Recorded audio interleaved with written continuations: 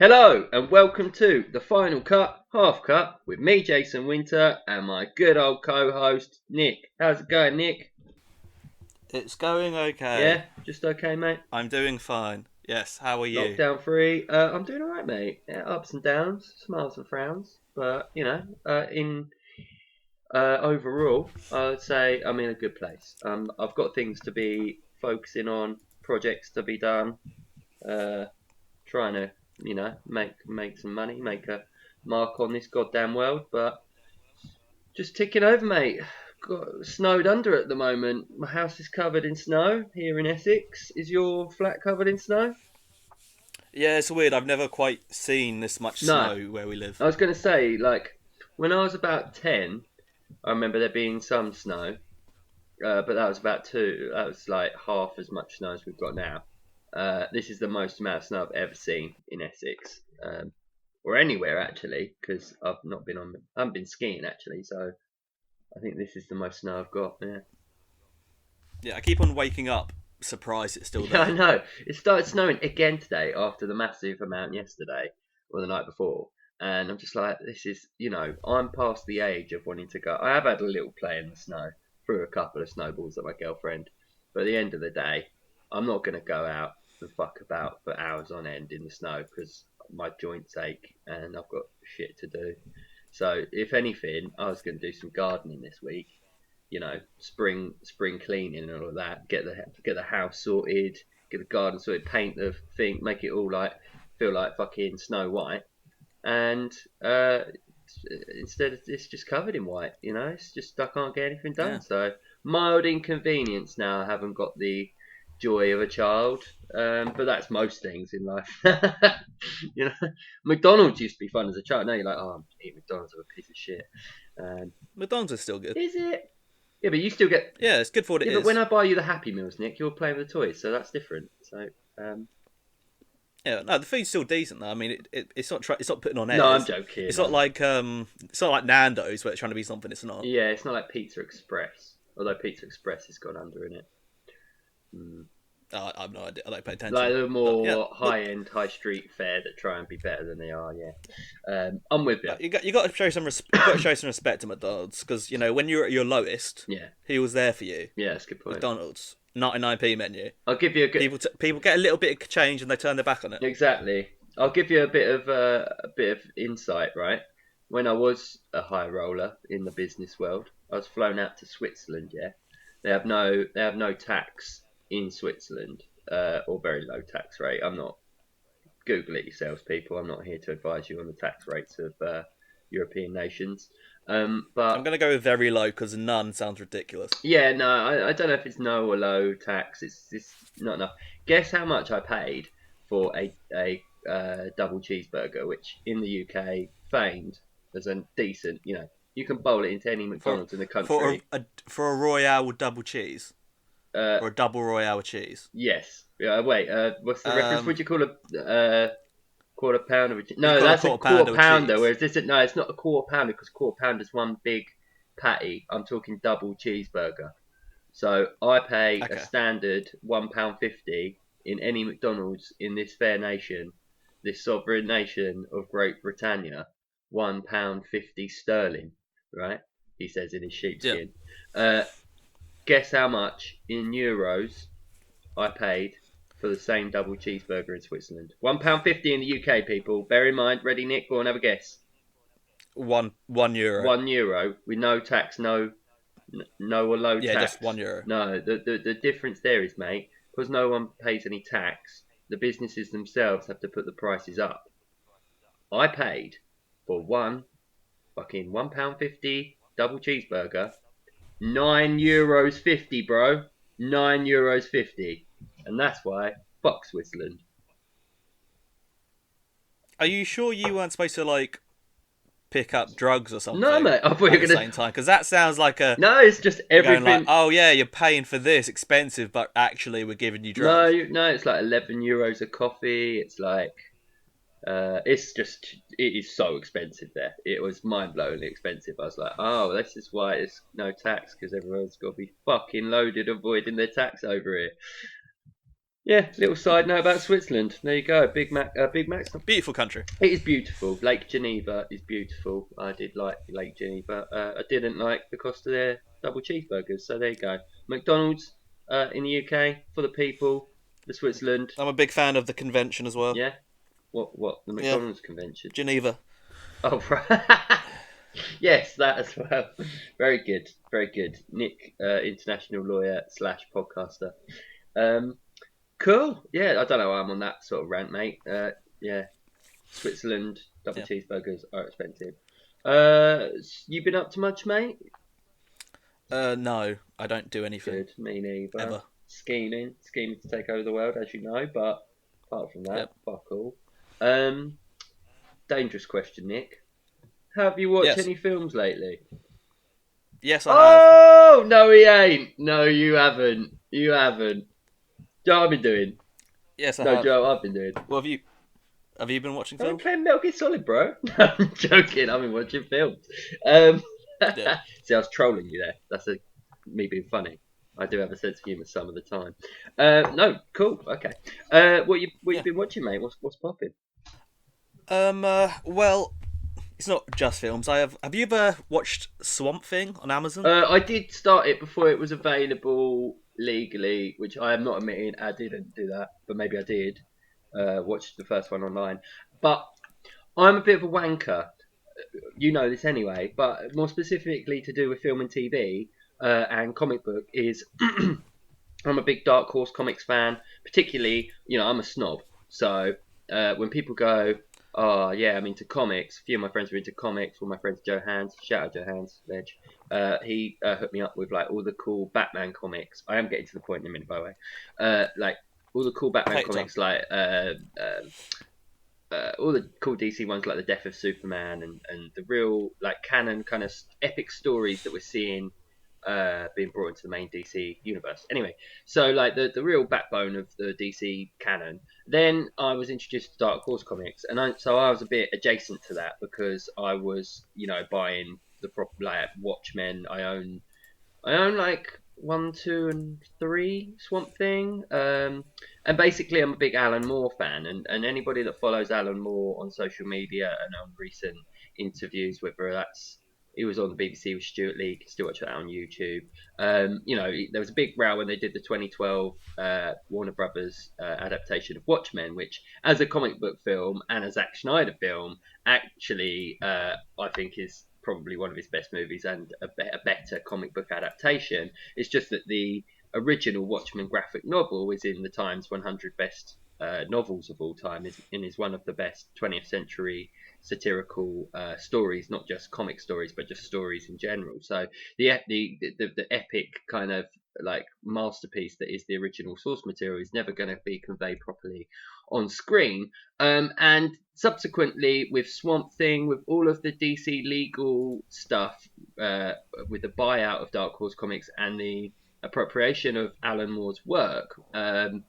I mean, this started from Hell, I think, with Johnny Depp in the 90s, and he wasn't happy with that. And so that like basically Alan Moore has come out and said like nothing that they make is good enough. Maybe also League of Extraordinary Gentlemen. Did he write that? And I think Sean Connery said that's Sean Connery's last film, and he fucking hated it, and he fucking hated with the director as well. He had a big fallout, and all of that's mired in. I am unironically quite like that. Yeah, film. I didn't mind it when I saw it, but I was about 13, so I don't know. I watched it like a month ago. I Oh, is it enjoyed it. alright? I'm sure it's quite fun. Well, no, it's bad. It's really bad, but it knows what it is. A dude says, like, has a bomb, and then before he leaves, he says "bon voyage," unironically. I like that. And I was like, this is the worst thing I've ever watched. It's amazing. And the effects are actually pretty decent for the time. Yeah, I remember that. And so to get to the point about Swamp Thing is because Alan Moore's gone on record saying I've had a big falling out with DC. None of this represents my work, and I don't agree with it. I've sort of gone along and been a bit cynical about any of the adaptations, but didn't mind the one episode, the opener, the one that I watched. I just got pretty fuming because I was really quite looking forward to it in the build up before it was released, and now we understand that it got cancelled after the first season, so or maybe second, I can't remember, but a few of First season, it's only one yeah, and season. that's what's irritated me is that I was hoping this would be a big thing. And also when we were joking about the watching things like Batman: The Brave and the Bold and stuff, there's a few other DC animated uh, uh, titles where Swamp Thing's character and his like relationship with the Earth is explored. I mean, it's all explored and it's all very modern with in terms of climate change and environmentalism. So, I'm a big Swamp Thing fan, and I don't like investing my time in something that I know is going to be cut dead. Pardon the pun, with like a tree like Yeah. metaphor there. But for real, like without that's my cynical view and why I didn't continue with it and my background uh, towards the franchise. But what did you think of what you've watched? Is it good? Well, a lot of the DC TV shows are kind of awful. Yeah. Like Arrow's Yeah. atrocious. I think Flashpoint's pretty bad. Right. But it's actually relatively decent for what it Yeah. is. And when people die in that show, they die But hard, they get. which is one thing I really like about it. Like people get ripped to shreds. Oh, okay. Like, and also there's very clearly a very big thing, the Thing inspired scene Right. in the morgue Oh, I'll have to where there's watch like that. tentacles whipping around. So I was like, for a fifth, because I think this show had a huge budget. I think that's why it got cancelled. Yeah. And but you can generally tell like the effects at the very least are really well done. And the moment the like effects aren't on screen, it becomes a DC show. Show again. Right. Okay. Yeah, So and I'm there's sort like, of like the two when they have a film where there's two what do you call it? Bloody unit directors in charge of the fundamental different like one's in charge of all of the in-house like dialogue scenes and one's in control of all of the set pieces and there's two different films. There's a bunch of stuff like that. What's the one with I'm gonna go off tangent, sorry, you continue what you say. that's what to be honest, I was kind of done with it. It's like a generally okay show. Have you watched all the Probably seasons? below average. I watched like 4 episodes, and I was like, just have people like get horrifically ripped apart, please. Like, just then it becomes like melodrama and Okay. just people talking. But is it worth like what I'm asking is someone that was going to invest their time but had this, I have this problem with any title going for obviously. Just to go back to the Alan Moore issue, like it is unlikely given how much Hollywood lavishes money over intellectual property rather than original ideas and has done forever, but like more so as time goes on, that Alan Moore's back catalogue won't be mined. And eventually there will be, and Watchmen is a very credible. I would give it a 7 out of 10 as a film, and as an adaptation of what I've. It lacks. It's similar in tone in terms of how American Psycho lacks the satirical nature of the original book. So I'm a big Bret Easton Ellis fan. I've read all of his novels, so that we should actually do an American Psycho podcast if you're interested, Nick. I'd be interested too. Yeah, I love American Psycho. Yeah, Great yeah. film. Yeah. It's a good. Bale's best role. Yeah, it is actually. Apart from Batman, Batman's number. It's better than It's Batman. better than Batman. Batman's number 2. All right, Batman's like number 5. all right. Probably Yeah, lower. you've got the one where he's the anorexic. The Prestige, boxer, the Prestige is good in. what is it? The Mechanist, the Machinist. Machinist, yeah, where he's super thin. All right, fine. Christian Bale's excellent in everything. He's better in Terminator, Salvation. like the one set in the future. Salvation. He's better in Terminator Salvation than he is in Batman. Do you reckon? Yeah, well, it's because I think Batman's not very good. So Fuck off. He's the best Batman, and Batman is cool in my eyes. Moving on. So hopefully they deal with Alan Moore. Alan Moore is old now, so eventually someone will make a good Alan Moore adaptation of things. I wish they'd planned Swamp Thing a bit more, because I think it's such a big title to the people that have read the comics that to have such a punt at it means that any other adaptation is going to be knocked into the long grass. And real quick, what's your opinion on V for Vendetta then? because that's another. That's probably the best. I would say that's my favourite. I forgot about V for Vendetta. I'd say that's the best one. Yeah. Because I love V for Vendetta. I don't think I think that film's a lot better in concept than it actually is.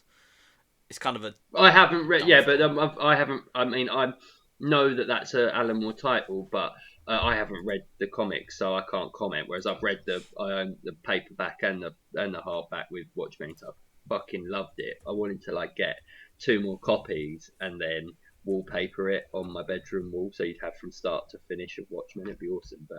But so I can only compare what I've both read and seen. I know a bit, like I've got a couple of Swamp Thing books and I've seen 1 or 2 of the episodes, and I just sort of know it's sort of like in the fan world that Alan Moore's thrown his arms up and said nothing that has been taken is I consider to be anything to do with me. So he's like rejected everything. So if you're a true Alan Moore fan, they often go, oh well, if he doesn't say it's okay, then it's not okay. Do you know what I mean? Whereas someone ostensibly someone will make something great from his source material, and I look forward to that. So can't be bothered to invest my time in Swamp Thing when it's not going to be like 5 seasons and sort of, you know what I mean, when something's not telling a full story. Well, would you want it to be long?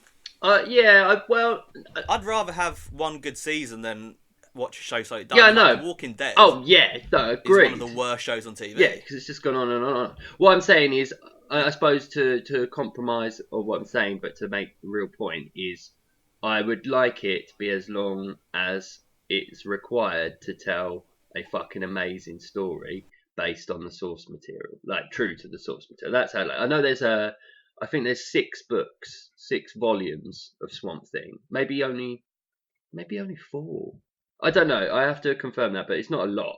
So I would assume 1 book would be 1 season. You could probably get 2 books per season, depending on season. Yeah, seasons could be 6 episodes or 23 episodes for the end of the day. So, do you know what I mean? Like, yeah, I see your point, but I just like it to have been invested in order to be true to the source material and tell it properly on screen, rather than let's throw like often with the streaming services, they start off throw loads of money at something, throw loads of money at something else. It's like throwing shit at a wall. Whatever sticks, they stick with. And then they've invested all this money, and then they go, oh yeah, but the numbers are over here, and it's like, well, there are small, like, you know what I mean? There's a million different ways to get more audience. Well, I don't think Alan Moore created Swamp Thing. I'm pretty sure he did, mate. No, he was just given it, and then he did a really good job. Oh yes, yeah, that's true. Yeah, because I remember Swamp Thing's in Constantine a bit, isn't it? Yeah. That's one of my favourite sort of crossovers, is how Swamp Thing and Constantine sort of kind of hate each other, but sometimes they have to work together. And that is probably true. But what I'm talking about is, I mean, that's the situation with Alan Moore and a couple of the titles. I just mean that critically acclaimed, Alan Moore wrote the stuff that you want to be reading about. Oh yeah, he definitely made Swamp Thing a character that people care about. And so in that sense, in terms of a creative force, for him to be ignored financially and legally in the way that these things have been picked up by Warner Brothers and then regurgitated and then not invested in properly, that's the only reason why I'm upset with it and can't be bothered with it, is because if I want it, I want the full deal. You know what I mean? Yeah. Oh, if I'm having a steak dinner, I want a steak dinner. I don't want you to cut a bit of your steak off and go, have that, see if you like it, but if you don't, there's no more. Like, so, do you know what I mean? That's my deal with Swamp Thing. So, so like, I hope that someone revisits it and does it properly. And likewise with Constantine, I really like Constantine as a character and all the DC sort of stuff. There's a new DC feature-length animated title out as well lately, Nick, called Batman: The Soul of the Dragon, and it's kind of like Batman with ninjas. Oh yeah, I've seen. Yeah, bro. Yeah, I've seen that. Well, you've seen the whole thing? No, I've seen it advertised. Right. Well, not advertised. Yeah, I was gonna say So review on that later. Anyway, So there you go. Right. So you've been watching a bit of Swamp Thing. Much else, Nicholas? Sorry, Nick. Yeah, I didn't even want to talk about I know, something but that much. So I'm a big Animal Swamp Thing fan. So yeah, you walked yeah, into that one. I've also watched the Ouija films. I've got nothing on that. So the Lucky first you. Ouija film, What? the first Ouija, Yeah. yeah, it's basically so the first Ouija film is one of the worst horror films I've ever What's seen, it about? and not in a way. So Is like Ouija the Ouija director? boards, Oh, Ouija boards. Right. Ouija, yeah, Right. yeah.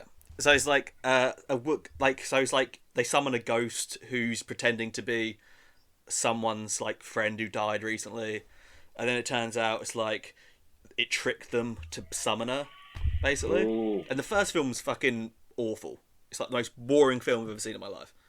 Right. And then apparently, I don't even know why. I think I watched it purely because I knew it was bad, and everyone says the sequel was actually pretty interesting. Right. And I watched the second film, and it's generally impressive how you can take such a fucking boring, dull premise like the first Ouija film, and have such a interesting take on it in a second film.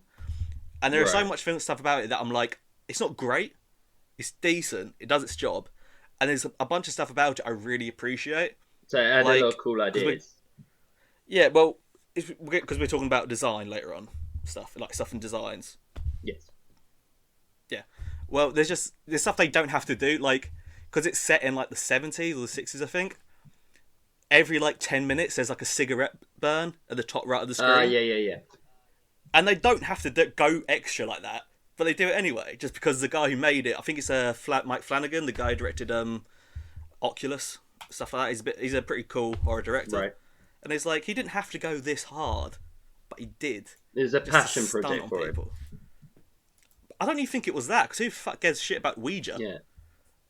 I think they just gave him a job, and he was like, yeah, I'll just, break out a fucking decent film out from this. Okay. But yeah, it's like that's what I've been watching, just shit films and That sounds cool. Was it like Yeah. like what's so why was the sequel so much better than the original? Like, did it pack a lot of interesting ideas into the like? it's just obviously was done with a little bit of care, Yeah. and it wasn't a shameless like, oh, this will make teenagers scared. Yeah. Like it was, you give someone with creativity a concept and just let them have fun with it. That's cool. Was it so? Can you watch it? Like, would I have to watch the original to watch that one? I would recommend you do if you have to watch, just watch the second one. Okay. I would not recommend anyone watch the first one. It's awful. Okay, cool. Yeah, sounds good, mate. I've been watching a lot of poker actually. I've been learning a lot of poker. I've been obsessed with tournament poker and the strange characters that inhabit that world, which seem to be a lot of like OCD driven nerds that are just like, love math and calculus, that just like read hands. Then you've got like some gangster type people, and then you've got like some hot women, and I'm like, this is the most random mix of people in the world. It's such a weird subculture. But now I start watching things like the news, and I'm watching them through the guise of poker. So this guy was giving some statistics on how likely it is, like lockdowns and different charts about it and different numbers. And I was looking at the numbers, and I started to try and work out when the lockdown's going to end based on the statistics on the way that people play poker. Because now I'm thinking, where's the value in these numbers? So I was like, hang on, here, and here. No, I was like, there. I bet there. I'm like, where did I put my money? And I'm like, oh man, I'm getting too obsessed with this because now it's like, You start using poker terms in like Yeah. real world scenarios where they don't really make sense. yeah. And also so I watched World Poker Tour live. And it's just streaming some of the old tournaments, and it's Mike Sexton, who's the founding guy, and he's the main presenter, and he like runs it, I think. And he's an old poker player, but then it's got Vince Van Patten, who's like some old tennis star. But he comes up, and again in poker, right? They have to come up with like a character for each person at the table. So like they give their backstory, and this guy just comes up with puns based on who they are and what's going down with the poker. So it started off pretty innocently, Like, there's a guy that owned a McDonald's, a McDonald's franchise, and he's saying things like, "Oh, and there's Pete. He owns a McDonald's back in Indianapolis. Oh, he's trying to supersize this hand." And then, like, when he's like going all in, he might be knocked out. He's like, "Oh, and if he goes out all of this, if he goes if he goes out on all in on this hand, he won't be going home with a Happy Meal." And I'm like, okay, fair enough, right? But then Yeah. But then it starts getting to, like, there's a New York gangster geezer called Will the Thrill, and he's like, Will the Thrill here, going all in with a pair of sevens. He could play any guy from the Sopranos, and I'm like, okay, borderline. You're ripping on Italians now. That's borderline. Then he's like, Lee here with a pair of twos. He's going in with a hot pocket pair of twos, hot on a bowl of wonton soup, and I'm like, whoa! Don't start saying wonton soup about the Chinese guy at the table. And then sometimes when there was like one of the real desperate housewives of Minneapolis or some shit, I don't know, like it was a celebrities meet poker tournament, and one of the celebrities got to the last table, and she's an attractive woman who's on the Real Housewives of something, and they start by going, "Oh, the lady at the table here with Queen Seven or something," right? And then the woman starts getting more involved with the game, and then like they get excited and they talk really fast and they're like, "Lipstick at the table here, a pair of eights," and I'm like, "Whoa, lipstick at the table and hot as wonton soup." This is a bit borderline. So I was like, oh, I get that they're trying to inject humor and entertainment and add a character, but if you only call all the women lipstick at the table, and if I turned around to an Asian guy and said, "Whoa, your cards are as hot as a bowl of wonton soup," I don't know how that would go down. So yeah, I find it amusing, but also a bit like, is poker okay? I mean, gambling's not totally okay. Don't gamble if you haven't got the money to gamble, kids. But what do you make of those dodgy remarks, Nick? Well, no, I mean, like, if you're going to poker for like respectable takes and opinions that aren't offensive, Yeah. don't go to poker because it's like any gambling thing. I'm like, I expect most people here have like a conviction of something. Yeah. Like, so I'm not expecting everyone here to be a decent person. Yeah, that's true. But I like it So- because of that. They're trying to make it good, but at the end of the day, and then I'm like, oh, yeah, I get what you're saying. But it's like this new, it's a new thing that amuses me, a subculture that is very like, pretty crazy. So anyway, apart from that, I have watched The White Tiger on Netflix and Heat on Amazon, and gotta say, as a banger that I never appreciated as a younger person, Heat just blew me away. It looks expensive. It looks 90s. It looks cool, like literally cool. Everything's like slightly blue-grey lens. It's the loudest guns ever. Al Pacino versus De Niro. It's a masterpiece. It's like 3 films in one. I love the story of the woman with Val Kilmer and his wife, and that the witness protection stuff. I love the murderer guy. I loved it all. I love the characters. I love the shots of the city. I love the cinematography. I love the music. I love Al Pacino and De Niro in it. Chalk and cheese. Just fucking motherfucker. There you go. Loved that. Loved Heat. And White Tiger, for anyone who wants to know, there's a good review on The Guardian at the moment. Adaptation of the best-selling 2008 novel about a young man from an impoverished background, from a village, who really wants to make it in life, and he's trapped in the system of India's caste system. He goes to work for a rich Indian family who are sort of have westernized children and stuff. He breaks free of his village life and eventually works for him as a driver. He gets picked on and used as a scapegoat for a crime they commit. It's all very bad, and it's about his struggle out of this desperate lifestyle and subordinate servant, slave-like life that he explains keeps the entire system of India running, and how he broke free of that and becomes an entrepreneur and makes it in life himself. So it's a very interesting drama. The central performance as well. I haven't got the actor's name to hand, but like his physical performance was incredible as like just conveying like what it is to be like a servant, and then he's the boss, and it's just like how he holds himself and everything like this tiny nuances. And it's got a great kind of fusion soundtrack of if you're not someone that's into Bollywood or Asian cinema, as like sometimes I find it a bit much. Like it fuses a lot of their music, and it explains a lot to you about their culture and their society in a way that's accessible. And I think that it balanced well between Western cinematic techniques and the cultural Eastern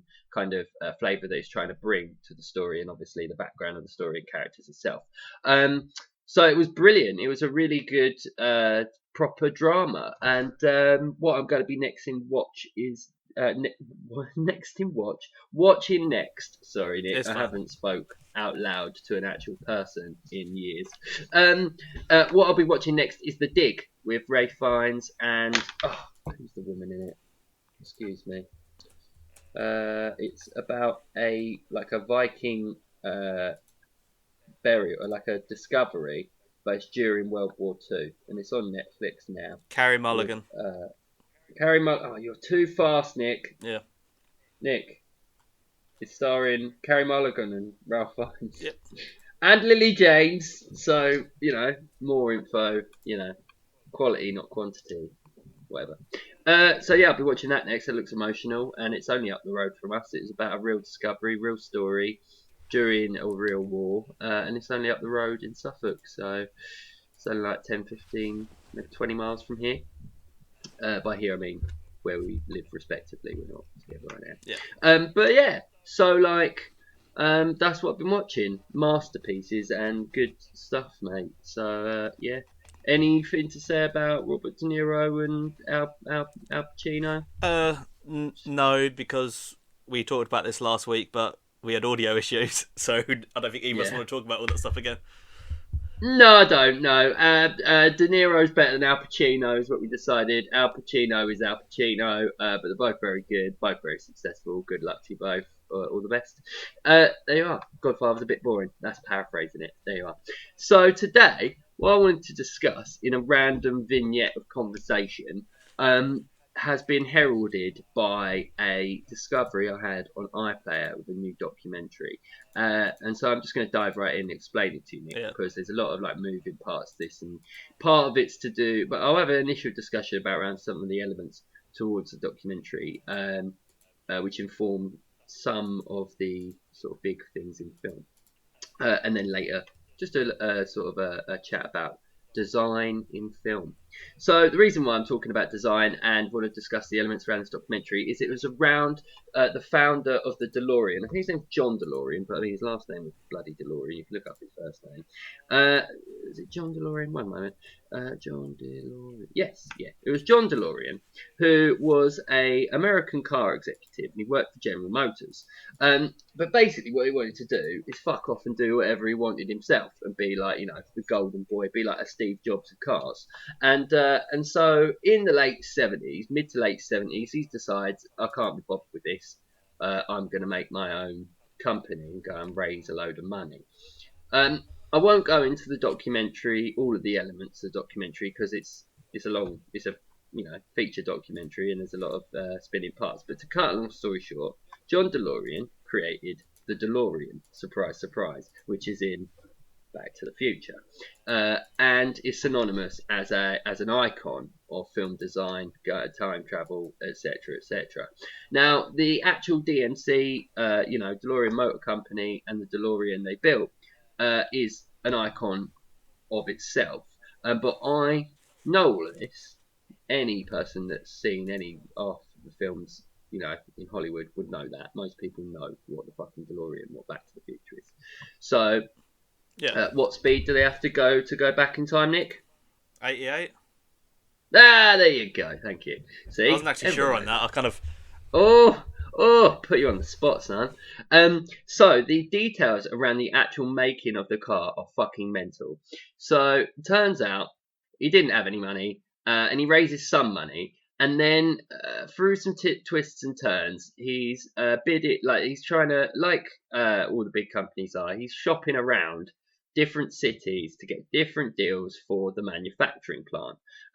They make a prototype on no money.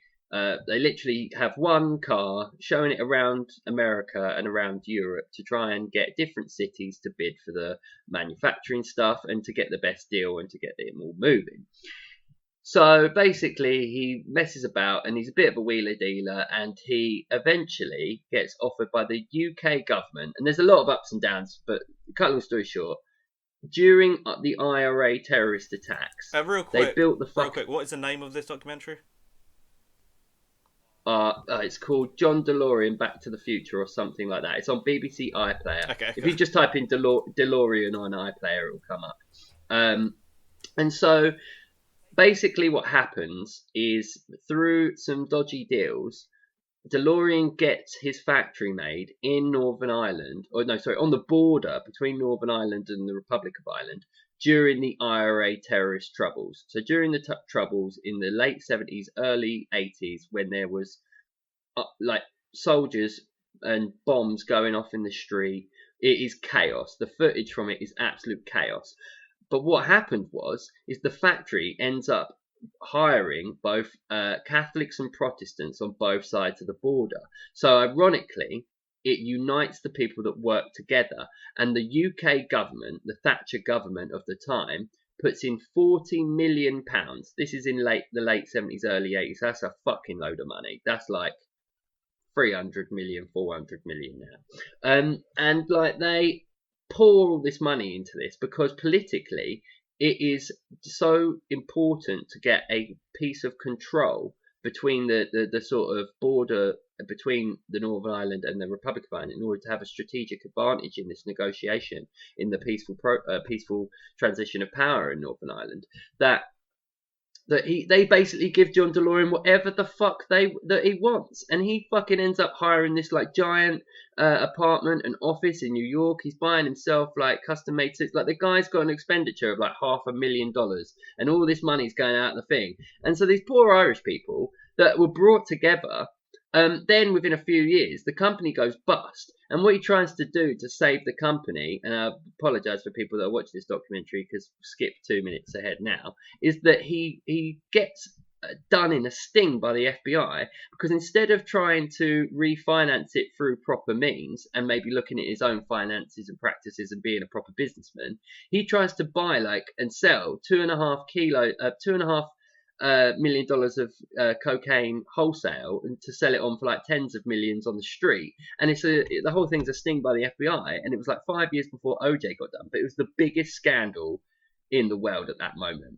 And I didn't realise, being a young person relative to this information, like how crazy all of that is. Like the guy literally held up governments and held up people like to get whatever he wanted, lived this lavish lifestyle, didn't really give a fuck about the business. Like when they were making all the DeLoreans, like he didn't check up on them and the way it was going at all. He just got the money in the bank and was spending it however he wanted. And then when he realised it was all fucked, he was just an idiot about it. And so all of that is nearly more interesting than the actual like Back to the Future, the mainstream story of the DeLorean. Do you know what I mean? Yeah.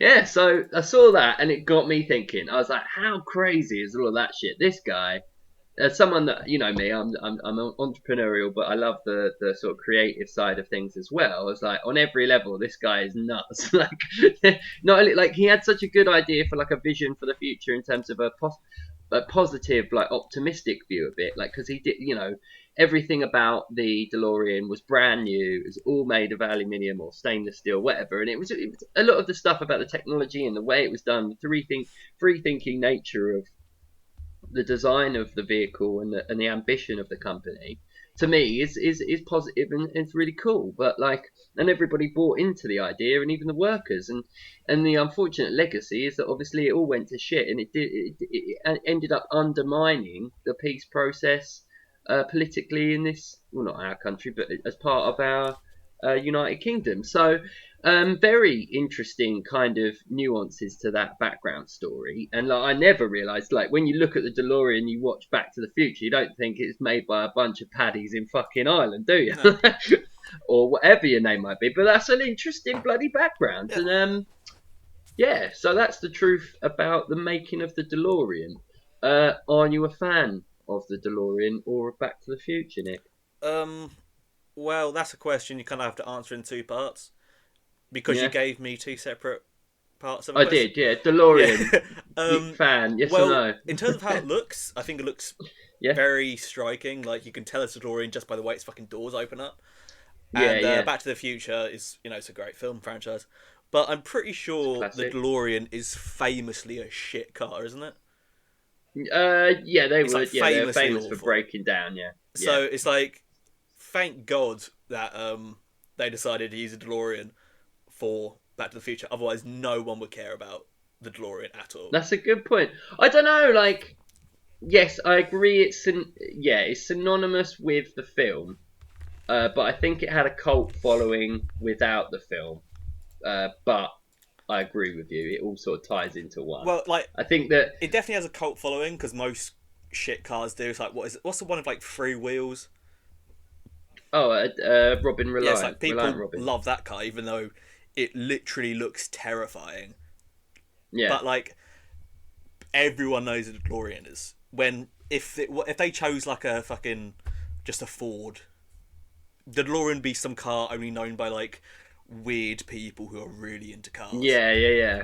and are But I really think into that's DeLoreans. that's yeah. I think that speaks to like the whole whether or not it's the film or if it's just the cult design of the car, like regardless, it takes someone that loves something like that has it for the passion of owning the thing that because whether or not it was in Back to the Future, they aren't practical Yeah, whatsoever. it's still a great. It's So still like yeah, the so I think design. It's a great design, and obviously the reason they picked it yeah, was because it's such a good design.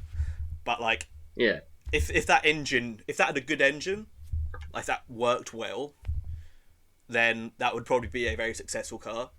But if that the way it yeah, worked, if like the a Ford car had that sort of build and design, they'd have like not let that thing hit the streets. They would have yeah, burned that exactly. thing Like if it worked like that. yeah, Like yeah, that yeah, it's design true. saves that car. Um, yeah. And it got me thinking because obviously that was a real car, like made, like iconic because of Back to the Future in the films. But there's a few other designs and like fantastical designs that YouTubers or even the people in the films themselves wanted to make real. And for instance, with Back to the Future in terms of design, obviously the DeLorean was a real car, but they can't actually go back in time. Sorry, people, but a flux capacitor doesn't exist. Um, and what I was looking at was obviously a few years back, maybe even 10 years back now, maybe only 5 years ago, but I saw Tony Hawk's still faffing about on a fucking skateboard, even though he's a grown ass man. Only Tony joking, Hawk can Tony do what he Hawk's. wants. Tony Hawk can do what he wants. If his knees are still holding up, he can do what he likes.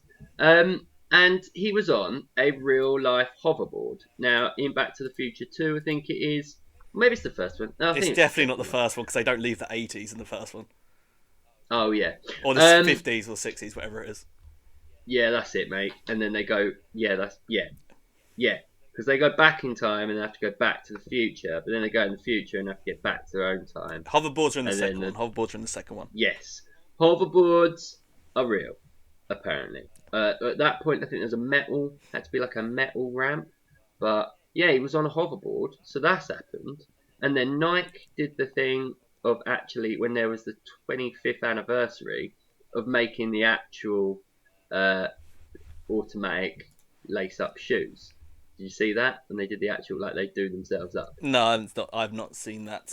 Yeah, they did that as well. I will send you a link. Link in the bio, people. Link in the description below. Nike sponsor us. If we're promoting your product, just give us a pair of the bloody shoes to review. Come on, like I know you're listening. Uh, they're not listening.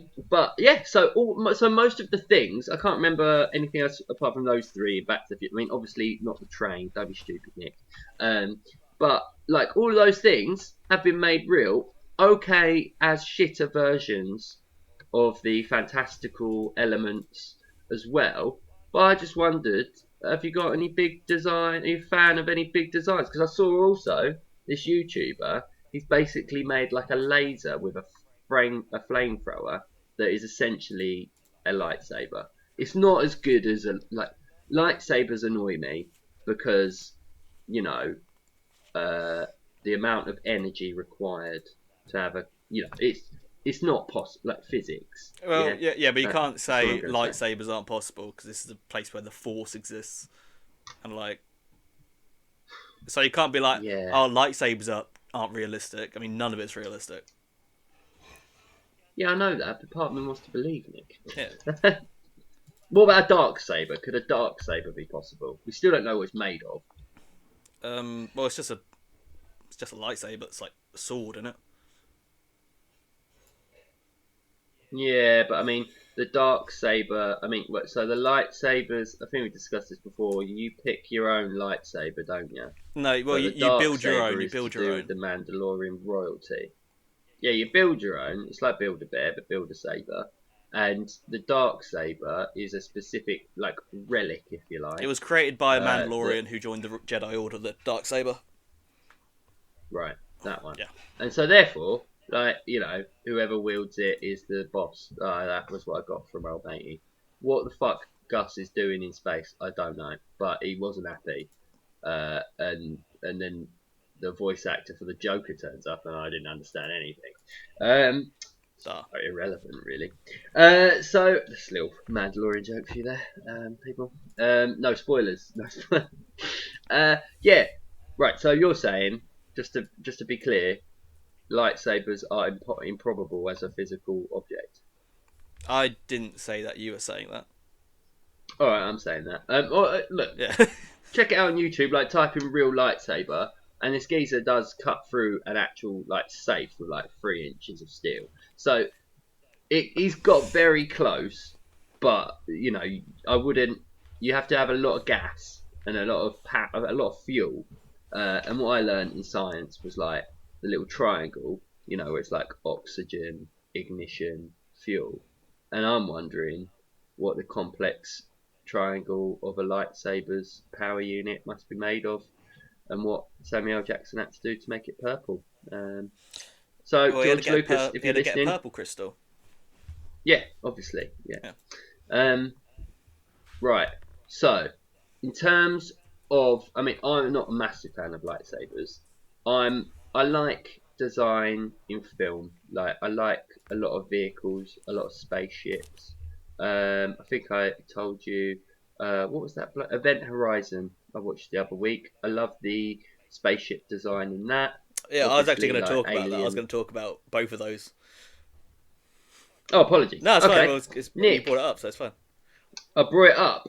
So, with that beautiful segue seamlessly sewn in like a seamstress on uh, some sort of drug, psychedelics. There you go. That's an S. What are you a fan of in films and design and that, Nick?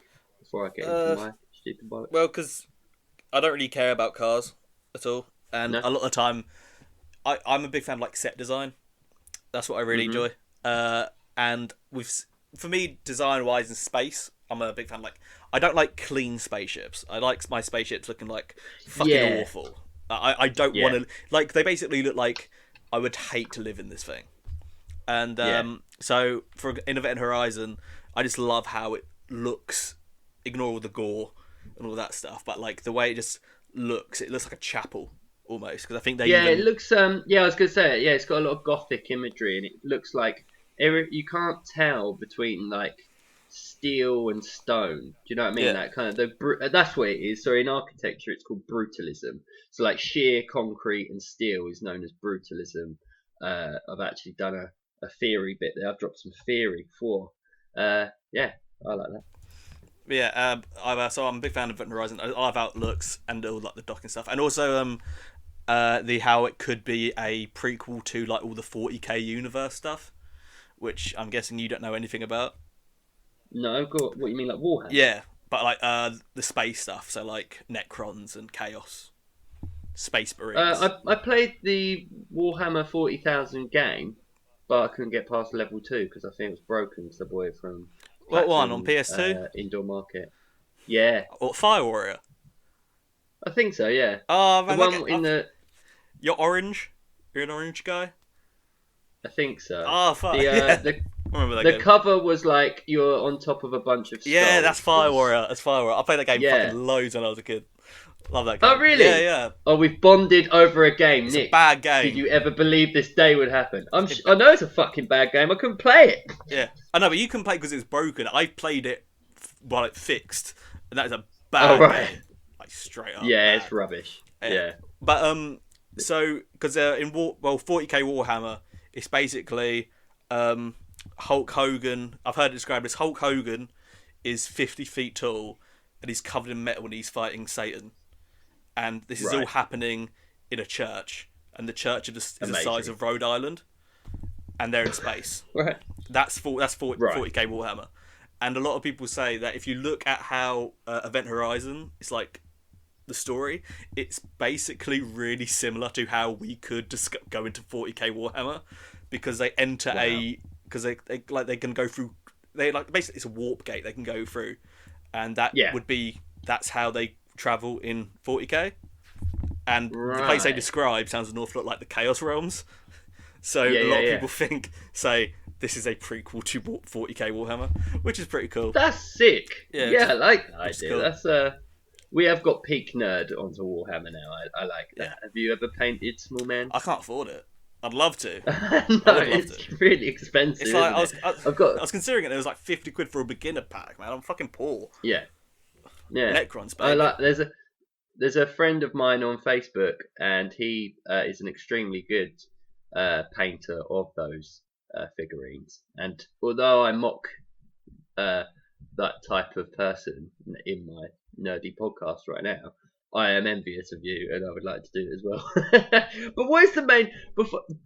Let's not get into too much detail because I think it goes fucking on and on. Can you explain the story of Warhammer to me, like succinctly or not? No, Is it- no, you like Right. this is like you need like hours and hours to describe the basic stuff, because you've got all the Right. races. You've got like the Necrons, the Tyranids. But who came up with it? Like, what is Games you know, Workshop?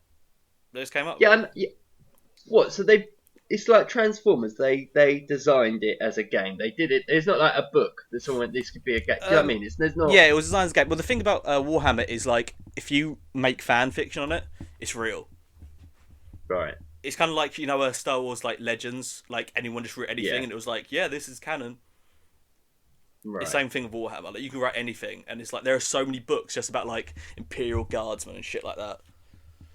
Fucking great. I love Warhammer. I just like reading about it. It's so cool. Yeah. But yeah, Okay. but yeah, so I love Event Horizon. I found you, Yeah, Nick. and but I like because it's just very dark. And this one thing I really love about Alien, the design, isn't necessarily the dark. HR Giga. Yeah, HR. I thought it was Geiger. No, Giga is Giga. Yeah. Geiger. It's a Geiger counter. HR Giga. Yeah, that's it. Yeah. I'm a big like that. All that stuff's cool, but that's not the bit I love. The bit I love is the like 80s futurism stuff, where like all the panels are huge, and they got all these like giant screens, and everything just looks like, yes, this is what the future would look like, and it just looks They so projected it. dated, Yeah. and I love that sort of aesthetic of just like futurism from like a 80s point of view, where they're still using like Yeah, same, tape 'cause- recorders and shit. Yeah, everything's still analog, but they've tried to make it like it's the robustness of it because obviously it's the Nostromo, is it not? That's the name of Yes. the spaceship in Alien. Yeah, Nostromo, I think. Yeah. And the point is that they're fucking mining ships. They're not like they're anti-Star Trek. Do you know what I mean? Star Trek is we are space explorers from a futuristic human race whereby money no longer exists, and do you know what I mean? It's an idealistic version of society, whereas the set design and the general feel of like Alien, of Event Horizon, of those anything that has that take after Alien, like they are a oil rig in space. They're a fucking oil tanker. They're a mining vessel. They're working class people. They're not super intelligent specialists. They're not a military unit. They're not a scientific unit. They're not Captain Picard with his fucking sophistication and his intellect and his ideals based on a futuristic ideological society. It's a capitalist society whereby we're there to get the shit, get the fuck out, and get home, and get paid. And that like is reflected in all of the design. And I think I mentioned not the bloody, not Twin Peaks guy. Come on, Brad. David Lynch. Not the Lynch Dune one, but the unsuccessful Dune adaptation was where H.R. Giger and a bunch of the other stuff was then brought on board by Ridley Scott for Alien, and that kind of the mixing up of all of those kind of artists and people outside of the film world to make those things happen and to bring those elements of realism, not realism, but you know, like a different take on things, and I love that as well. So big fan. Yeah. Sorry, I've thrown you off there, mate, haven't I? No, it's fine. Where it's just like there's a lot of design stuff, like not just because I don't want to just talk about like creature design, because otherwise I'll be here all day just talking about like creature and character design. I don't think we should talk about because like just, no. Otherwise, we did a lot of that in Monsters. Yeah. So it's like, but in terms of like Alien, there's a lot of like Alien has a gun where the most iconic part of it is its sound. Like the smart guns and the fucking rifles, I think like they're really well designed. Like they're just in Aliens. Yeah, well, the entire like series, like yeah. So it's like this. The iconic part of this thing isn't how it looks, or it's just the sound is like so beautiful, and I love it. And that's a good point, actually. Yeah, I mean RoboCop. I love a lot of the sounds in that and stuff, and yeah, I've forgotten like about like sound design. I didn't really consider that when I sort of approached you with this today. That's something that I've sort of overlooked. I do apologise about that. No, that's fun. Well, I just cool. It's just because like again, you know, because I talk about a lot about video games. There's a game called Alien Isolation that is just that entire aesthetic, and it's I just like I don't even play the game. I just like having it on in the background, just like in the levels, because it's just so fucking. I just love that aesthetic, and I just like. Well, I mean that's yeah. I mean that's the same for me when I was going for a rough patch. I think I mentioned this a lot, but like the thing and the sound design and the soundtrack of the thing with John Carpenter writing and directing all of it. I do like when John Carpenter gets it right in terms of his synth work. Obviously, if you've written, directed, produced, and made the soundtrack for something, I think it's going to be natural when you get it right. Like the thing is obviously a masterpiece, and if you know the beats of your own work, then you're going to be able to soundtrack it a lot better. And I find that to be one of the most you know, a lot of people look at me like I'm mental when I say, yeah, I probably watched that film 200 days out of 365 in 1 year, just to send me to sleep, because the synth was just, I don't know, there's something, the boom, boom, boom, boom, you know, it's just like, for some reason, that got me up, and I'll wake up and see some chord, and I'm like, oh, this is terrible. But that was my happy place. So I get that. Yeah. But, yeah, I mean, talking quite a bit. So do you wanna? No, it's all right. Yeah. So you're a big spaceship set design sound guy. I have to agree with you. Like sonically, in terms of sound design, I've overlooked that and not got any notes for it, so I do apologise. But I mean, a lot of science fiction stuff for me. I mean, it bleeds into a lot of dance music as well. If anyone wants to listen to the Doctor Who theme done by Orbital, that is an absolute banger. If you want to hear like the Doctor Who theme as the greatest banger of all time, go and check out just like Doctor Who Orbital. I don't think that's the name of the song, but they just took the Doctor Who thing and went, let's make this into some mad breakbeat house tune and just it's incredible. There's a clip of one of. That sounds awful. It's so good. It's so good. It's way better than the some of its parts. It's like. No, I hate that entire like concept where it's like when people doing like we're doing like an EDM version of the Pirates. Oh of the yeah, Caribbean thing. yeah. I hate all that stuff. I can't stand No, I it. agree with you, but this isn't. It's not a remix. It's as if they'd taken. I can't explain it. It's just really moody. It's like if you reimagined Doctor Who as if he was as if he was Peter Capaldi, but Peter Capaldi from the thick of it, like, as Malcolm, Yeah.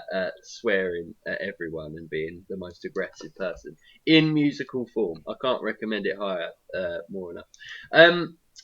Yeah, I can't really mention Doctor Who and design without obviously the TARDIS and the Daleks in terms of UK design. Iconic. Still don't understand how they do it. Obviously, and it's linked to British because of the telephone box thing. There's a weird reason. My dad told me a weird reason as to why it has to be a telephone box. There's a really stupid reason why the TARDIS is a telephone. Why is the TARDIS? Hang on. I know you don't care about this, Nick, but we're covering No, that's design. It's supposed to blend inconspicuously into whatever environment it turns up in. Because the component known as the chameleon circuit, the Doctor's TARDIS retains the shape of a police box because of the fault that occurred in the first Doctor Who serial. So that TARDIS is slightly broken, so it's meant to change with the times, but because there's a fault in it, it doesn't. So there you go. There's also a thing in Star Trek where the thing that imagines all of the food that brings all the food to it, that in physics there's a law that says matter cannot be transported in this and reconstituted in this way in real life, and so the writers of Star Trek just put in that it was a something compensator. So they just wrote this fictitious piece of technology that is a literal science joke, and I like that. Yeah, but my number one thing in design is when they actually work. Unfortunately, the TARDIS doesn't move through time and space and isn't bigger than it is on the inside than it is out. Lightsabers can't actually exist because of the fundamental nature of fuel, oxygen, etc., and their power units. And the DeLorean cannot go back in time. Not sure if the nature of going back in time is possible. The laws of thermodynamics say that we may be able to bend time and space so that we can travel forward in time, only relative to the speed of light, but not backwards. That's just real science right there, dropping bombs, dropping facts. But the one thing that I am a fan of, and the reason why, and Nick's going to hate this, because he doesn't like Batman, and he's fucking pissed on Christian Bale already tonight, but the Dark Knight Tumbler Batmobile, you can actually buy one in real life and drive it around, and it could be road legal. And in terms of a piece of iconic design, like the Batmobile, yeah, we get it, the Batmobile in general, but the other Batmobiles weren't like military, like road legal things you could drive around that look really intimidating. They're just Isn't it road legal because it can only go like a max of like 40 miles per hour? no, they go faster than that. I wouldn't be buying one with 40 miles per hour, bro. Like, come on, like, you can buy one for about. Yeah, but I thought because I remember they had they have to speed it up every time they film it. Like they have to speed up the footage because it can't go that fast. Yeah, it doesn't go like ridiculously fast, but that doesn't mean to say that I wouldn't modify mine to go faster. Because like you can buy one, basically you buy one with the fascia, right? So like the outside, but you have like just a roll cage with a racing seat, and you can buy them for about $250,000, and then I just put an electric motor in it and put a Tesla motor in it and just go fucking real fast, but with a jet on the back, so I've still got the flamethrower. Do you know what I mean? But you can really buy them in real life, and there's a documentary on YouTube about the building and design of them. You know, as a Batman fan and just a gadget fan. I like gadgets. I like all that stupid shit. As a science fiction nerd and comics nerd, like I like things that are attainable. I would say I'm generally more ambitious than you, Nick, and in that sense, like I like the idea that one day, maybe in my fantasy, in my mind, though it will never be materialized, that I may actually be able to do it. I'm never going to be Superman, but Batman. If you could drive around like Batman and go, "I'm Batman," then like I'd love that. But I'm never going to be able to actually fly. Do you know what I mean? Like the Iron Man suit. That's actually true.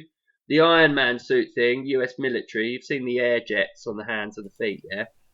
So Iron Man Yeah. suit is nearly there, but that's still, I think, it's about 1.2 million, and the power units, like the being able to like maintain them and shit. Like there's no, you'd need to hire your own aerospace engineer, and then Yeah. the insurance. But at one point, near in the next 10 years, they might have a consumer version of that. So my ultimate right now, what is available, and I am basing my own like favorite piece of design based on whether or not I could own it and really have one, which I appreciate. Isn't if money was no object and there was a fantasy version of this, I'm trying to think what I'd own over the Batmobile. Oh, what's the best piece of technology you could own that isn't real? I mean, like the Death Star, or just like the Millennium Falcon. If that's got its own atmosphere and you can land on any planet, apparently according to Star Wars, like like gravity and all of these things and the types of different whatever air or carbon-based creatures or whatever, all of that, they never go analyzing the atmosphere. Like at least in Alien and that, they go, oh, it's 60% oxygen down there, or whatever. Do you know what I mean? They give you something, and you go, oh right, yeah, well it's like bollocks, but I kind of get it. Like they're like a fucking oil rig crew, but in space. Well, I'm assuming they do it off screen. I don't need to You think that they just see tidy them. up the admin around us? We're getting the good bits. I can trust them. Because there's definitely been times in the films where they're wearing masks, Yeah, so they can't breathe it. yeah. So So you don't want like a Star Wars, like my argument about like action films and stuff is like you never see them just having like breakfast, lunch, and dinner. You know what I mean? Like you don't watch yeah, Arnold Schwarzenegger. I don't need to watch Yeah. that. So you don't want to see a Star Wars where like there's just Chewbacca getting up and having a shit and a shave in the morning, No. because that would take him No. ages. Because he's very hairy, and imagine him straining to go for a shit when he's like, oh, or whatever. I can't do a good Chewbacca taking a shit impression. Is that alright? Is that alright with you? Yeah, Good. that's fine. I wouldn't want you to be able No, to if you did, you're like that. You've been. Why can you do that? Yeah. There's my OnlyFans is very niche.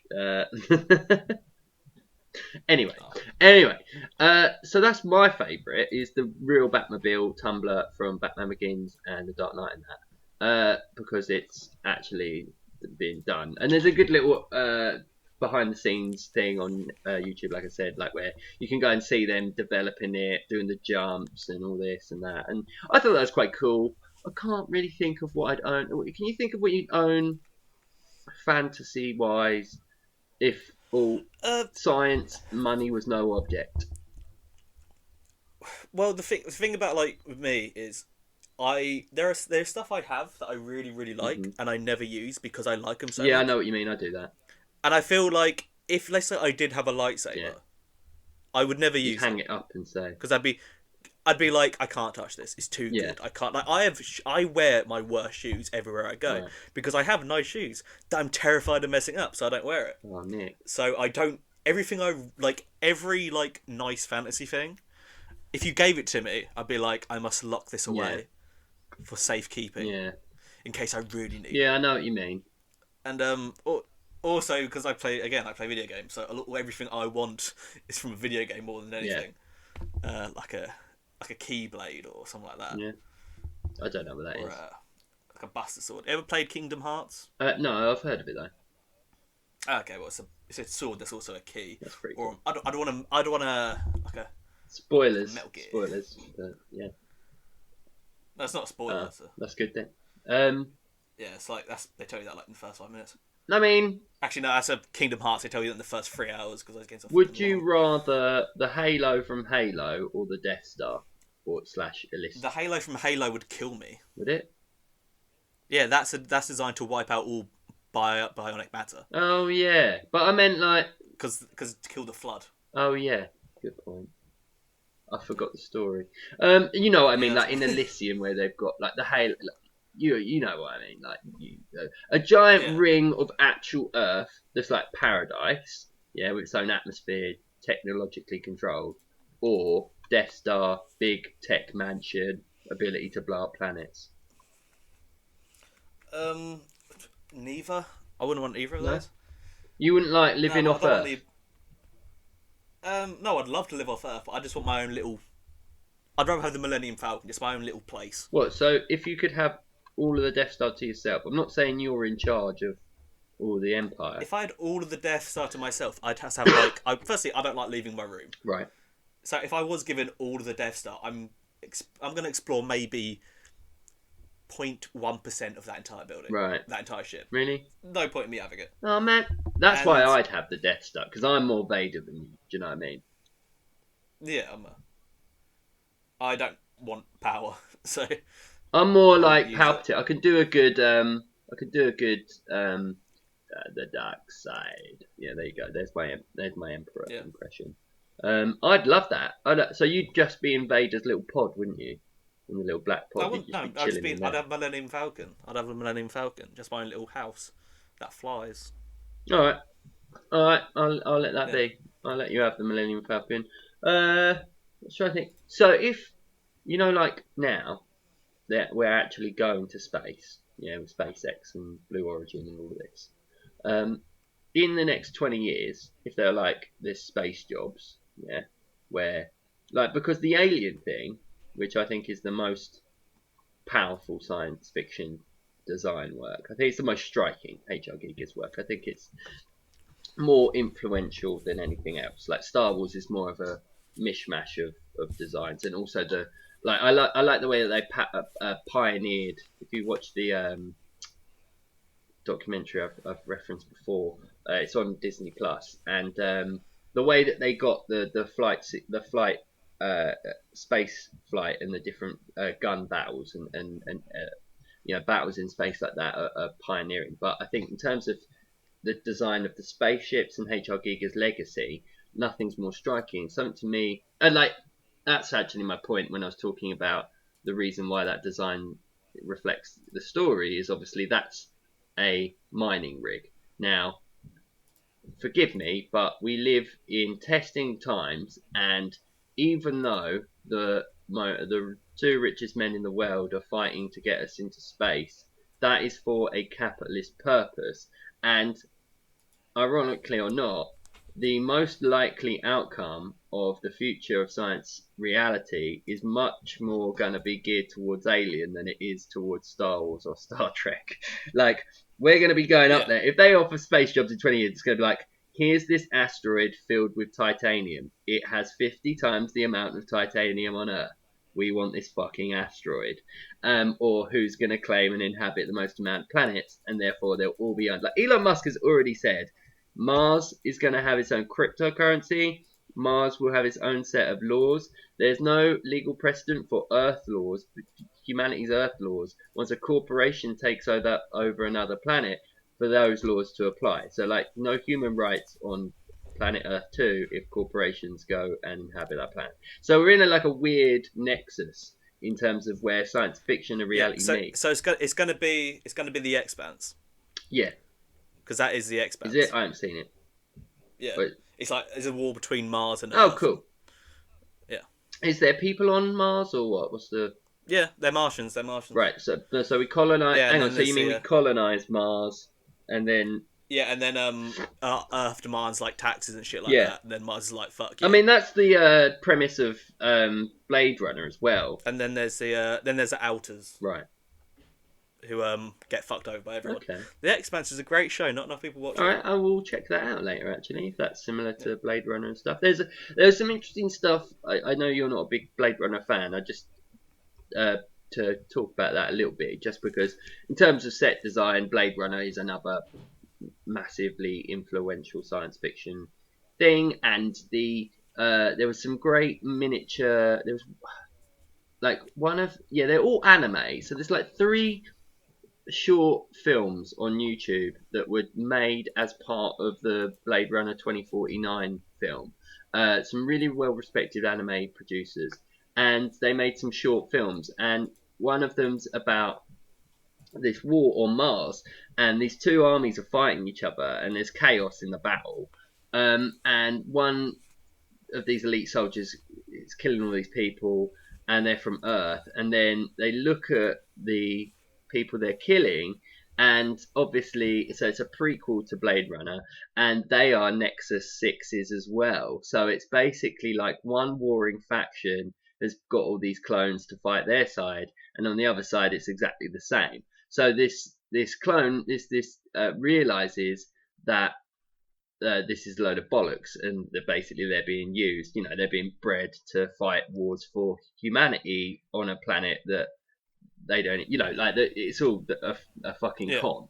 And that's what I like about the original Blade Runner. But there's a lot more backstory and some anime to it, and that's a very similar storyline to that. And without getting too much into it, instead of design, it's probably going to be designed that we are going to actually go and end up doing that in the real future. Are you up for space mining, Nick? Yeah. Anything to get away from Earth. If you were to discover, like, you know, a perfect life form with acid blood, and like could eat all of us on the like thing, what would be your viewpoint of it all? So I'll sell everyone out, and I'd offer myself as a trophy husband. Would you really? I don't know. I'd probably just run away, screaming, crying. Yeah. Get killed pretty early on. Yeah. I'm the guy who doesn't even know we met an alien. Yeah. I'm the guy who gets killed to. So like, Ripley's like, "There's an alien out here. How can you tell?" Because Nick's fucking head's got torn off. Yeah. That's what happens to You're me. one of the like the first kills when you're like do do do, like just like you've been listening to some I'm John tunes. Hurt. I'm John Hurt. Oh yeah, okay. Yeah, So I love I'm John that. Hurt in it.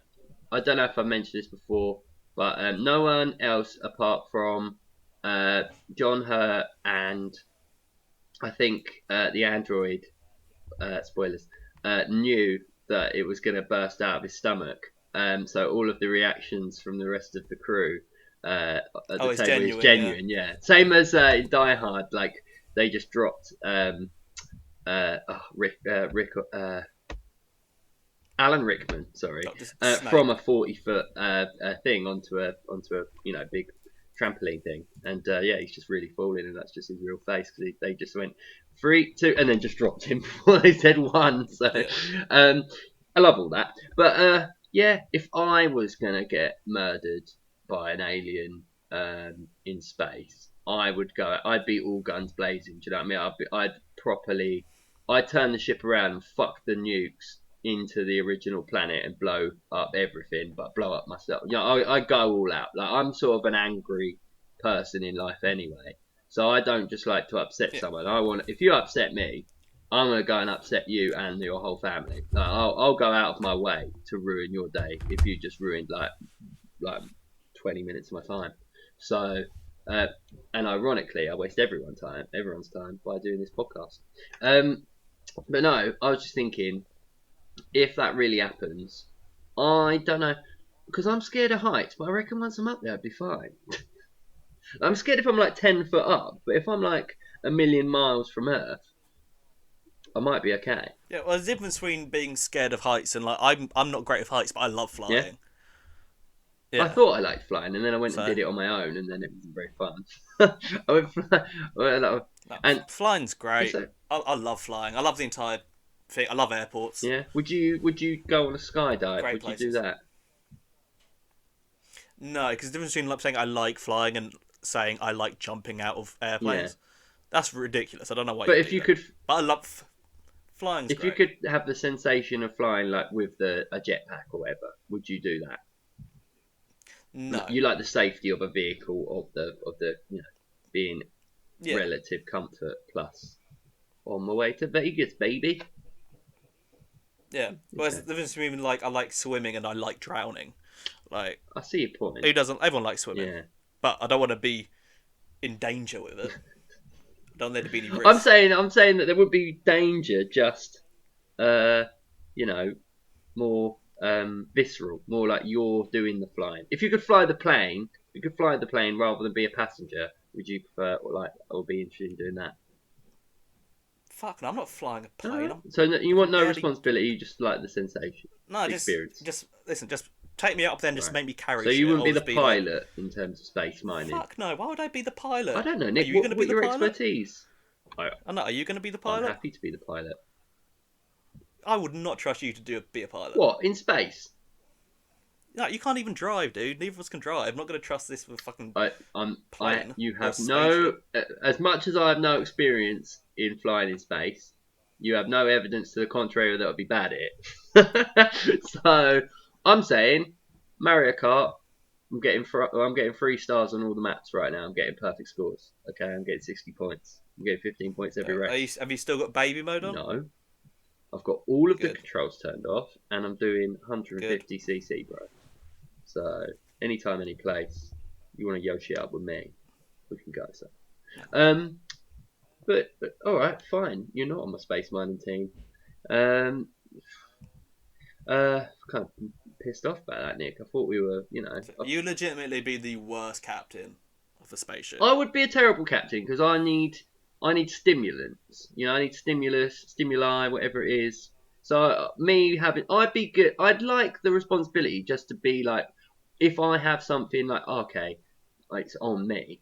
I like that, but I know I have off days where I would be like, look, I need a couple of days to chill out.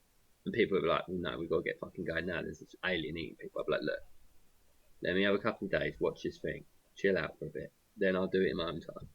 And it probably wouldn't get done, or it'd get done very late. And the deadlines would be missed. But in terms of spatial awareness, mate, I'm saying it now, I'd be an excellent pilot. Maybe not captain, but pilot, I won the pilot position. If you're not taking, strongly disagree. You're not taking up any positions here, Nick. So there's all the positions are still going. I've already said my position. I'm just like general.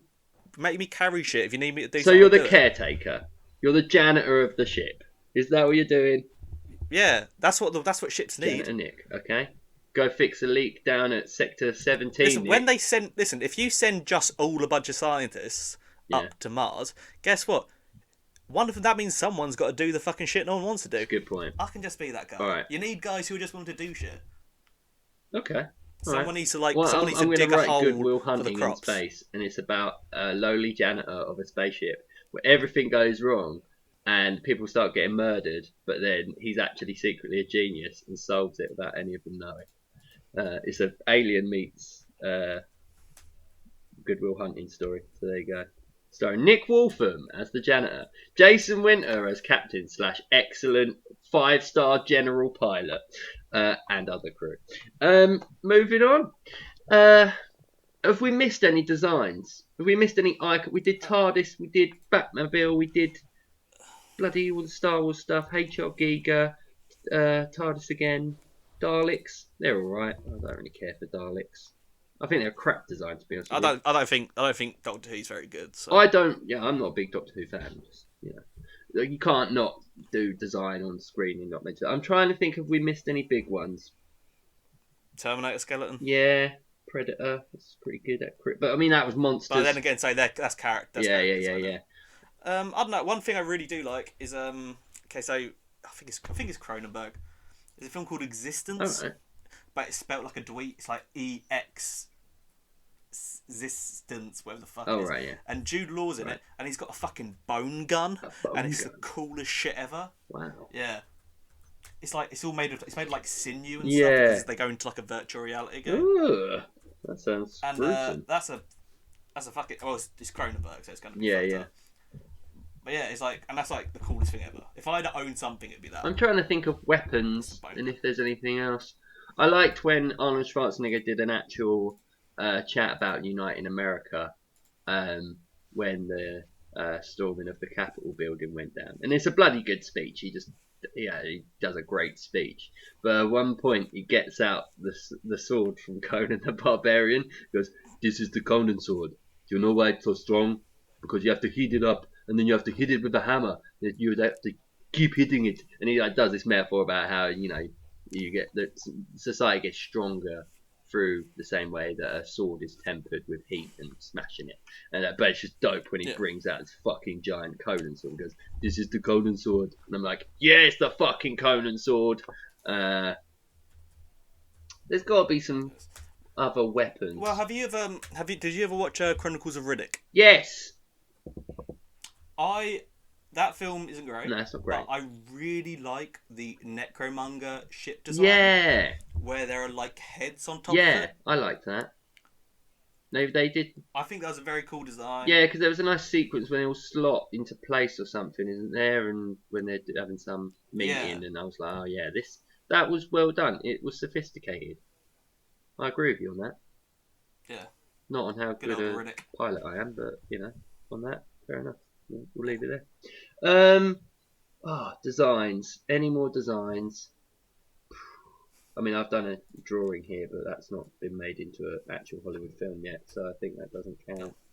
Cars. I mean, there are loads of cars in films that we could go into. Bloody, we're not doing that. We're not basic bitch designs here. I'm talking wild shit. Wild shit. I liked the giant trolls in that Trolls film. That was like that weird niche Trolls film. That were just the Norwegian one? Just giant fucking trolls. I was like, this is over the top, but that's them some troll designs right there. Fantasy stuff, I guess. Lord of the Rings, bloody Eye Sauron. That's pretty moody. That's a good design. That's a good idea. You know what I mean? If something can see into your soul wherever the fuck you are. I like that. Only because I'd like to do that to a couple of people. Do you know what I mean? When they're like just minding their own business. And it's like, oh! And you're like, fucking hell! I'm trying to do a jigsaw in my utility room. There's the fucking Eye of Sauron. Just like, ah! I'd love that. But obviously, if someone did it to me, that's a lot of anxiety to deal with. Yeah. Any other designs you can think of, Nick? I'm a big fan of the Mad Max designs for basically all the cars. Yeah, it's a good how shout. All of them are completely different. Yeah. And have there are subtle things you notice where it's like, even though you never meet the guys who drive it, you can see personality in the way they designed their cars. Yeah, I like that as well. And like they're all of different things. Like the guy in Fury Road, the guy is like got coins everywhere. Like everything's a coin. Right. And like the steering wheel's like a dollar bill. Okay. It's just cool shit like that where it's like I really appreciate how much character you put in a guy who's going to get maybe 2 minutes of screen time is going to get shot. Yeah. And how every car is completely different. And there's the Doof Warrior where it's like all the drums. Oh yes. Yeah, I like that. And It's like sort of a shit. mishmash of the steampunk element with like this bounty hunter. Part of it's this trophy type thing, like with the skulls with Predator and stuff like that, like where they've collected it as a thing to show other people. It's a bit like I suppose the war paint, tribalist war paint, as well as the steampunk element. But I'm a big fan of that Mad Max element as well. And, I suppose like the Book of Eli was a bit similar. He had that cool sword and stuff, didn't he? But that was like milk toast Mad Max. So, but still, it was a good film. But yeah, Mad Max, big shout out to the design of that. That's very much of its own thing, isn't it? I was just thinking, as you were saying that, how mad a game of poker, like Mad Max Poker, like get characters that are like from a Mad Max world playing a game. But what would the stakes be, and how dangerous would that game of poker be? I think that'd be, if we could do something like that as a tournament, Nick. Post-apocalyptic poker, what do you reckon? No, that's basically just Russian roulette, isn't it? Just gambling, except for your life. Yeah, but like in terms of, obviously the actual ante wouldn't be your life, but I feel like anyone at the table at any one moment could kill anyone over the slightest misdemeanor. So like as the pressure gets more, like anybody in that world would want to kill anyone for very little reason anyway. It's just like, oh, you're a piece of meat. Are you valuable in any way, shape, or form? you're either going to be enslaved or murdered. But a game of poker with those mad motherfuckers, who knows? Yeah. Well, designs, crazy bloody designs in space, on the road, anywhere bloody well in between. I think we've covered it, Nicholas. Or Nick, sorry. We've barely scratched the surface, but yeah. Yeah. Well, primarily due to a lack of thought on both our sides. Well, I'm pretty comprehensive, mate, but that's fair enough. Well, that's designs. I can't think of anything else because I'm not lightsabers and Batmobiles and TARDIS, and that's about it. DeLorean. The DeLorean. What's the ultimate, most most iconic design on screen, Nick, to you, out of all of them? The biggest one. What's the numero uno? Is it the Death Star? Is it the DeLorean? Is it the bloody... That's a very, very big question. Yeah, I'm trying to think. I mean, obviously, probably the Death Star is probably the biggest in terms of commercial success. I reckon Stars is probably better. I mean, We'll start per. If you're gonna go by per icon per film, I think Star Wars is a good. So you've got the X-wing, you've got TIE fighters, the Millennium Falcon, lightsabers, Darth Vader's helmet. AT, there's so much stuff like that. It's just like AT-AT. distinctly. AT-AT, yeah. Scout troopers. I would. Like, yeah, that's a good point. I would say that in terms of probably the most cynical denominator being money in terms of franchises, Star Wars probably the biggest one. Death Star probably the biggest thing that stands out for me for that. As someone that's not just like looking at the major, like I picked the Batmobile that really works because I can actually buy one and therefore transpose that kind of identity onto myself. But it's not the biggest, is it? I mean, it might be the longest. Yeah, I would say that is because of how long Batman's been a thing. I would say that is the least iconic looking Bat anything. I agree with you, but I think that it's the best because like the '90s one, or like the Batman the Animated Series Batmobile that takes from the classic Art Deco 1930s, 40s, 50s style of Batman is the most popular. Is iconic because it takes several from that style and amalgamates them into what I would say is the probably the best homogenization of that design. But for me, as a Batman fan, as someone that goes, Batman's cool, all the Batmobiles are cool, but that's the one that would really work. That's why it's appealing to me. Do you see what I mean? It's a mixture of... Yeah, it's art meets life. For me, I'd say the Tumblr design is probably the worst Batmobile design. Why? Personally. But that's not based on anything to do with the actual design or engineering of it. Like, the fucking thing was built in Norfolk. Yeah, but I don't feel like a design needs to be realistic. Right, okay. For me, I'd say my favourite design Batmobile is probably the '89 one. Right. That's similar to the... Yeah. That's similar to the animated series one. Yeah, I don't mind it. The Tumblr doesn't scream Batman to me at all. No. It does to me. But, like... It just looks like a tank. Yeah, fair enough, but that's what you want. That's how I see Batman. But, mate, I think we have fundamental differences in the way we view these things. But... I don't like the Ben Affleck one. I don't mind the look of Robert Pattinson's one. It looks better than the Batfleck one, but the Batfleck one was awful because like what they're trying to do there is they've got several schools of thought. Is the school of thought in Nolan's world is what's practical that we can make work, like so that he's like like the street soldier if you like.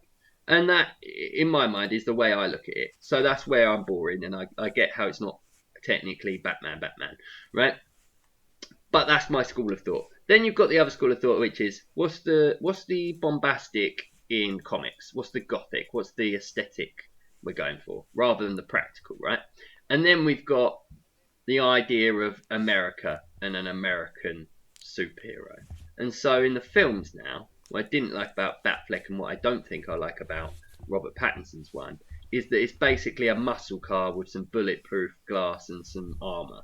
Which to me, I'm like, muscle car. Like I get that Batman. I don't know. To me, it was never a muscle car, so I've got a problem with that as well. I can take your point. I can take your point that it's not Well, exclusively Batman for the Tumbler, but in terms of practicality, I'd rather a practical assault weapon and vehicle than a muscle car on steroids that doesn't really do anything. well, for me, the whole practical thing is part of the problem for me Right. because one of my main problems about the Batman franchise at the moment is it stopped being Batman and it stopped being like what's it called? What's the city called? Gotham. I'm calling it Arkham. It's not Gotham. It's not Gotham anymore. It's New York. Yeah. New York, Like Chicago. for me, Gotham, Yeah. Gotham should be really gothic and have weird architecture. Okay, yeah, no, In the that early they films, it missed. was like Yeah, I that. agree with you. Yeah. And then in the new ones, it's just like this just could be fucking anywhere. Yeah. This isn't Gotham for me. Yeah, And that's a that's good my point. reason is they stopped being a comic book film and now it's just a film. I hate the whole let's make it realistic. Yeah, okay. I mean, I can't I stand don't. I want it to be ridiculous and weird. Okay, I mean that's where I completely disagree with you. Like as someone that Well, because I'm a comic book fan, so I like my films to be like comic. yeah, books. I don't dislike comic book films, but I think that I mean I was obsessed with the new trailer because I think in terms of set design with the idea of Gotham as a place that is very central to it's going to annoy me, Matt. Who's the director of the new the Batman? It's Matt. Sorry, it's going to bug me on my phone. It's so slow. The Batman, Matt Reeves. Yeah, Matt Reeves. And so Matt Reeves has talked openly about making the set design about Gotham feel like a place that is Gotham rather than, like you say, New York or Chicago or some big American city that could be anywhere that feels like nothing. There's no heart in it. So that totally agree with. But I mean, I got a little over obsessed with the idea of Batman being a practical vigilante that you could actually possibly be one day in a real version of that type of hero. So that's my own personal experience of it. But I agree with you in terms of should there also be this, I think it's well documented that comic book adaptations, they are two different mediums which Avengers and Marvel have done a more successful job of, but again, it's not artistically risky what they do. They found a formula that works for them, and it's fine. But I think that they lack some of the originality of even their own source material because of it. And we can criticize Christopher Nolan's Batman for those elements, but I think that obviously he had a singular creative vision which you can dislike or like, and we're doing that now, but at least he had a more specific remit, and I'm like, right, okay, well, it is what it is. But do we that's DC's problem, is that they banked on Christopher Nolan, but Christopher Nolan wasn't interested in making a DC universe, so it was never going to be that. It's always going to be apples and oranges compared to the MCU. But in terms of design, yeah, 100%, I do concede that we've had the Christopher Nolan Batman, so we can move on and make a proper, like Gotham a proper place, Batman a proper Batman. Do you know what I mean? Like go back to it rather than it's never been quite right. And I'll agree with you. Like the Dark Knight trilogy is a Hollywood film version. It's not proper Batman. Like I don't watch that version of Batman and think of it the same way as I think of all the animated stuff that I really do love from DC, and I'm passionate about that. So I agree with you to a certain extent. Yeah. So I hope they do that justice with the Batman. Designs, superhero designs. I mean, I like Thor. I like his hammer. In terms, actually, I'd probably just have Thor's hammer, mate. If we were going for fantasy, I'd just have Thor's hammer. You wouldn't be able to lift it. You wouldn't be I'm able to stronger lift than it. you, mate. I'd like to see you try. It's not about strength. I know. It's about character, and I've got Yeah. it. Yeah, but we're scumbags.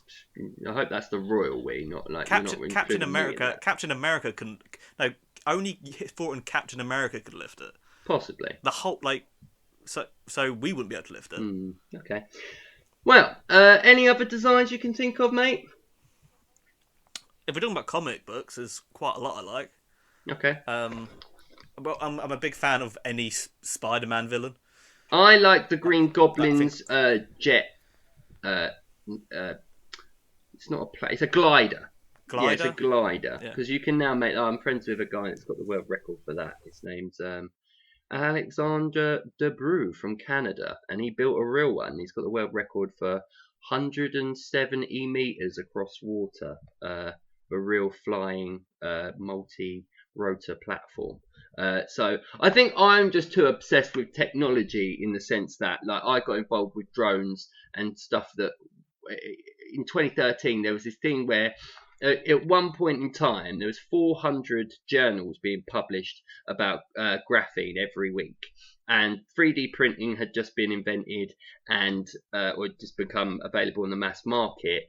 And also the Google Glass project, where you could like track cursors and on-screen, visuals with your eyes. It got scrapped, and there's another thing being made with it, as well as drone technology all at once. So as someone that was quite creative and obsessed with comic book ideas and science fiction, in terms of like vehicle design, technology design, whether it's a flying vehicle or cars or weapons or whatever, I sort of saw, this was around the time that the bloke who 3D printed a gun without any metal, which the US lawmakers went fucking crazy about. And obviously, if anybody can print a gun and kill people with it, that's kind of dangerous, because you don't need law.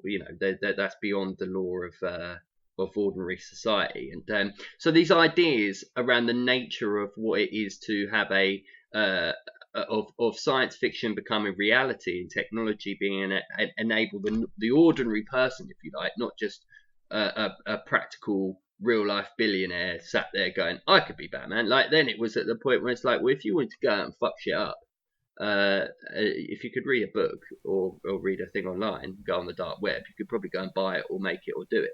And that was kind of something that very much got me early on. I think it's central to why I'm obsessed with things. Like when I watch stuff online and that, it's like I'm interested in what will become the science fiction of the past. Do you know what I mean? Like, we've seen so many things. It's like when you talk about that retro design with the classic is obviously looking at fucking analog screens on old films like Alien and going, Jesus Christ, like that's dated. And then even the laptop that I'm talking on, at some point 10 years time, people look at that and go, what a piece of shit. Like, like you can't do nothing with that. Like the classic is when I was in year 8 and you finally start using calculators where you can write boobies upside down on, and then the teacher's like, did you realise there's more computer power in this one calculator than there was on the spaceship that took the people to the moon? I'm like, yeah, but I mean, is it really? Like, do you really think that, like, there was a lot of technology? Like, I don't like that because it simplifies what it actually took to really get to the moon. Do you know what I mean? I'm like, I get it in terms of like memory, because they were running on like analog versions of the technology we have now. But I don't buy it. Like, I don't like that thing. I never like that analogy. Sorry, I've left you with nothing there. That was just a ramble about how technology has become real. Is there anything? Are we going to see a real Death Star? It's fine. I didn't have much to start with, so it's fine. Okay, fair play. Yeah. What designs of the past will become the future? Find out next week on the Final Cut Half Cut with me, Jason O, Winterino, and Nicolino. There you go. I don't know if you've got anything else to add, mate, but we're an hour and 45 on design. So, have you any more to say? No, I'm good. Okay. Thank you very much for chiming in. Peace out, everybody. Thanks.